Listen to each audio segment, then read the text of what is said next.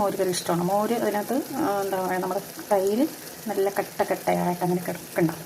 അങ്ങനത്തെ മോര് കറിയാണ് എനിക്കിഷ്ടപ്പെട്ടു. അതായത് തൈര് ഒരുപാട് അങ്ങനെ ഉടയാതെ ഉണ്ടാവും. ഇങ്ങനെ ചോറിലൊഴിച്ച് കഴിക്കാൻ നല്ല ടേസ്റ്റാണ്. ഇങ്ങനത്തെ മോര് കറിയാണ് നമുക്കിവിടെ ഇഷ്ടം. അപ്പുറത്തെ ചട്ടിയിൽ നമുക്ക് അവിയലാണ്. മോര് കറിയും അവിയലും നല്ല അച്ചാറും. അതിൻ്റെ ലാസ്റ്റ് കുറച്ച് പച്ച വെളിച്ചെണ്ണയും കൂടെ ഒഴിച്ചു കൊടുക്കും. ഓൾറെഡി ഞാൻ കടുക് പൊട്ടിച്ചിട്ടാണ് അവിയൽ വെച്ചിരിക്കുന്നത്. ലാസ്റ്റ് കുറച്ച് പച്ച വെളിച്ചെണ്ണയും കൂടെ ചേർക്കുമ്പോഴില്ലേ ഭയങ്കര ടേസ്റ്റുമാണ്, നല്ല മണമാണ്. പിന്നെ അത് ഹെൽത്തിയുമാണ് പച്ച വെളിച്ചെണ്ണ ചേർക്കുന്നതല്ലേ. ഓക്കെ.